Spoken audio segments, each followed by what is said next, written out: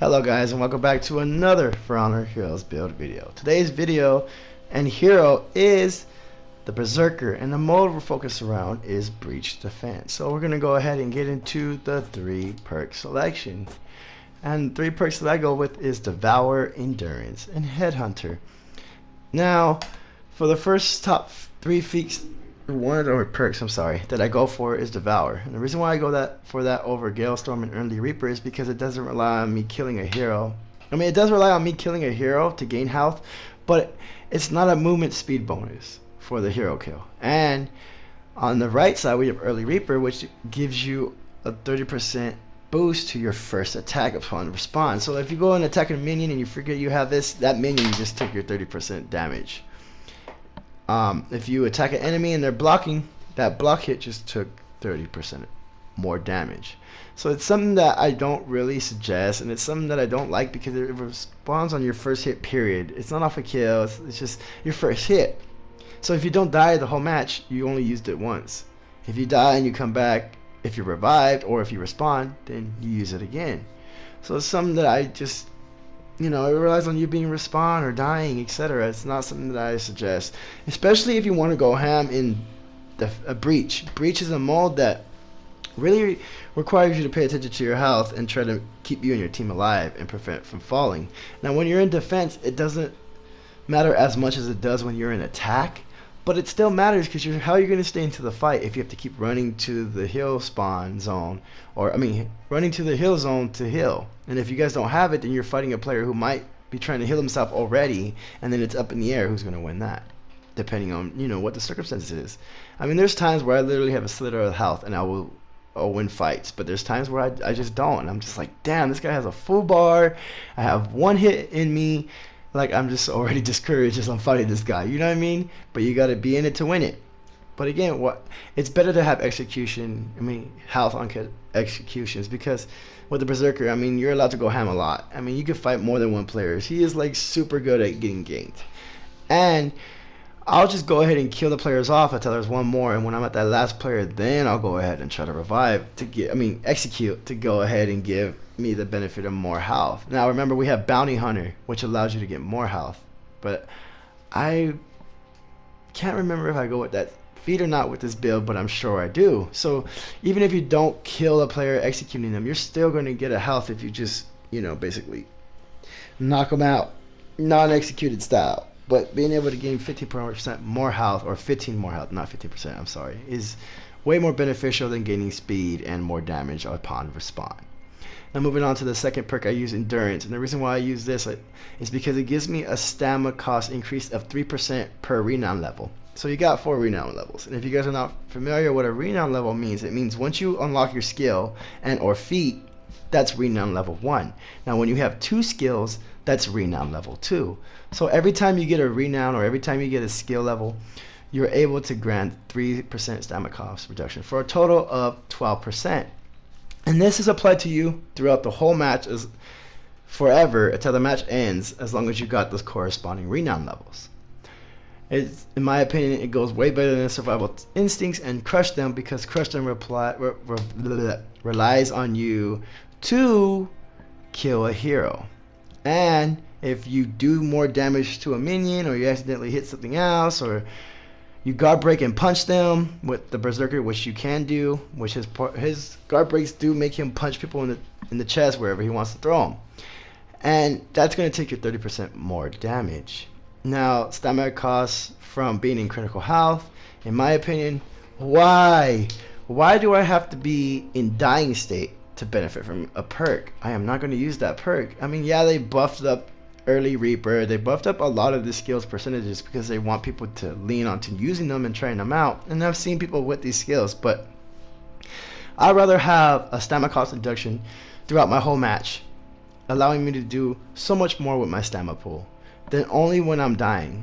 And even if I am dying, you think when you're fighting, you're really going to think, oh yeah, I have Survival Instincts now. Well, yeah, no, you're just going to not even be paying attention to that. You're going to be paying attention to trying to stay alive or kill a player and win, So, and I'm not literally going to try to not care that I'm in critical health just so I could get the perk. I feel like it's going to make you a little comfortable in that state, and then you're going to die more often than not. Maybe you know. But if you have another perk like endurance to choose for stamina cost reduction, why go with survival instincts? In my own opinion. Now, Headhunter is the third perk I choose, and the reason why I choose that besides the rest as my third perk is because it increases my health. Now, it increases my health over execution. It doesn't matter if I got a renown level. You can literally execute officers, a computer player, an AI who hasn't been replaced by a player yet, and or if you just kill a regular player, you're going to gain the benefits of Headhunter. So it only stacks up to 4. Once you execute 4 players in the game, or 4 bots or officers in the game, you can't increase your health anymore. But you get a total of 16 health increase, which is a good amount of number. I mean, it's not a lot, but it's about a bar and literally a slither of the next one. So you're getting almost 2 bars. Not almost 2 bars, I'm sorry. You're getting 1 bar in the beginning of a second bar. But it's still better to have. I mean, it's better to be able to take another hit than to take not that other hit and die faster than you would without it. And again, it's more beneficial than having anything like more damage for your first hit, more damage after you kill a player, or more stamina when you're in critical health. That's my opinion for the perks. Let's go ahead and move on to the feats. For some reason, it took me to the main menu when I was explaining this to you guys. So let's go ahead and check out the feats for this build for Breach Defense. Now I go with Bounty Hunter, as I thought I would. Revenge Attack, Sharpened Blades, and Fear itself. So I'm going to go over each one and let you know why I choose these. So Bounty Hunter, getting health and stamina when you kill another hero. I use that over Rush and Stun Trap because, again, you are in Breach, so being able to maintain your health is going to keep you in the fight longer. It's going to be able to help allow you to go run and support more players, assist other teammates, and if you are, like, you just kill a player and you're trying to stop him from being revived, and you kill another player, and then you just see that the team's trying to come get those revives and kill you because they notice that you're dying, you can't kill them all. If you're continuously getting health from these kills, you're going to stay in the fight. You know, along with Revenge Attack, you're going to get in revenge.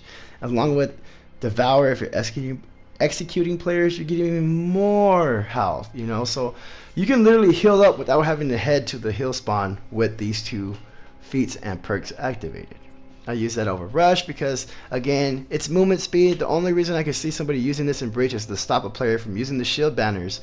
But again, why are you only going to have a feat when you have many other feats for different benefits that will benefit you more than just getting your speed for that purpose? You could still run up to the player without Rush and catch up to them because they're slower, and you always gain drift on a player that's running away.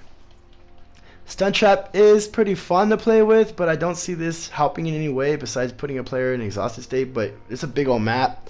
You're not guaranteed any player is going to go anywhere besides heal spawns, zones, and around the ram, and the ram's continuously moving, and once the zone gets captured, you move on to the next one, and then your commander. So placing this is going to be kind of like icky, unless you're going to place it on top of bodies that can be revived, which is going to allow you to know that somebody's trying to revive somebody that you put the trap on. You can go and stop them because they're exhausted, and probably punish them as much as you can. But again, getting health and staying in the fight, as I explained, in my opinion, is the best way to go for your first feat.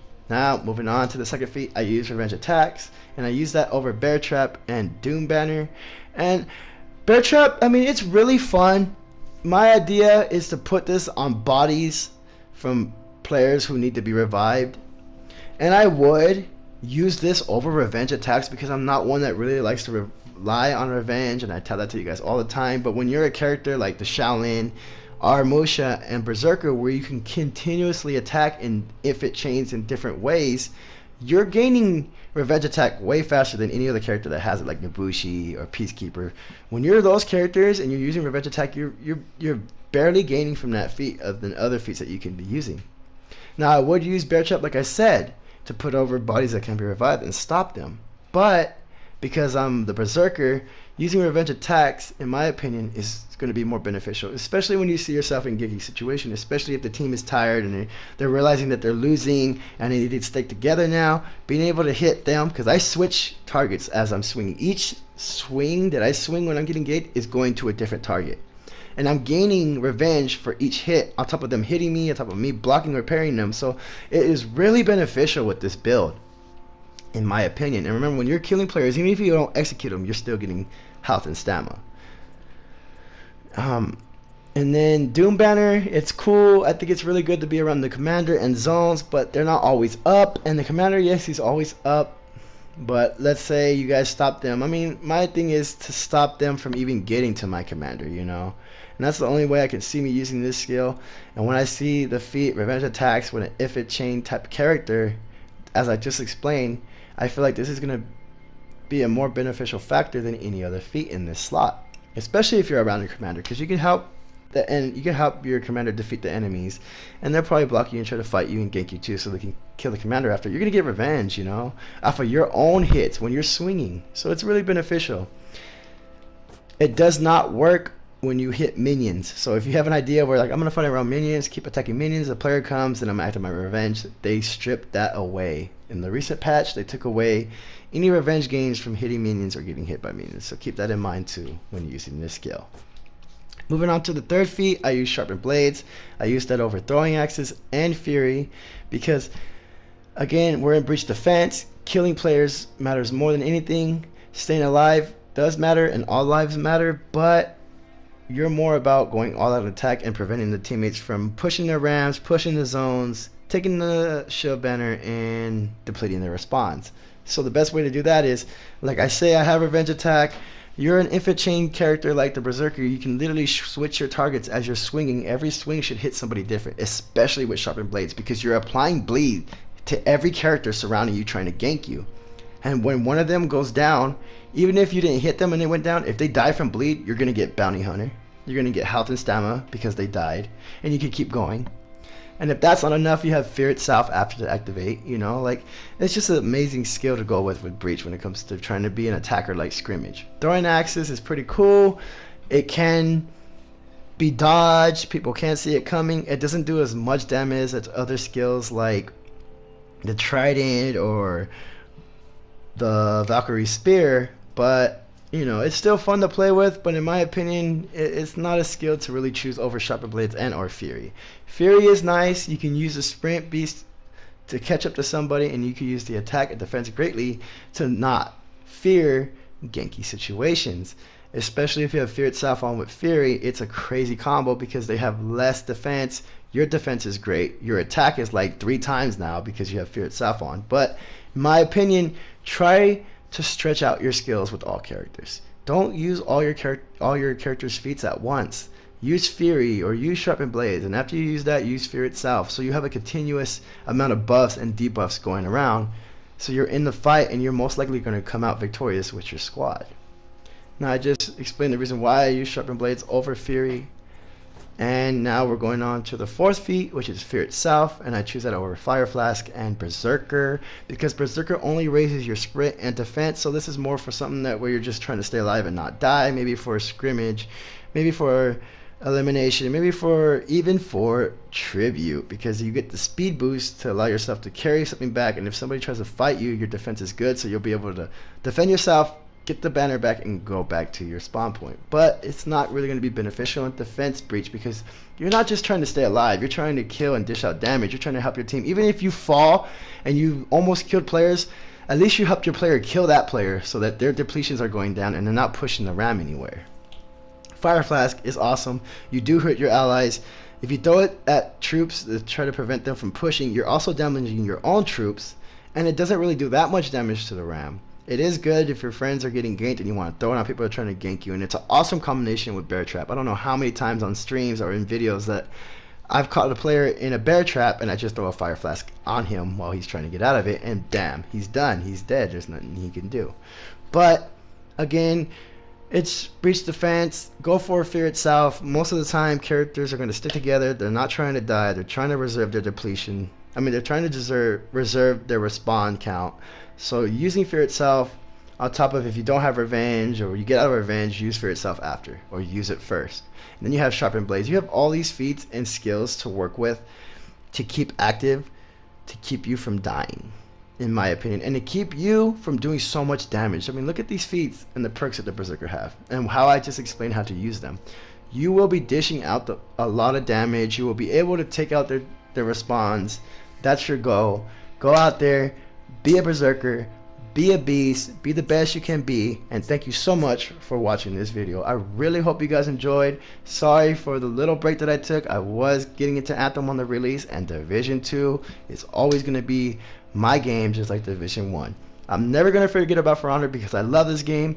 So I'll see you guys later with some more videos, and until then, I'll talk to you guys later. Thank you.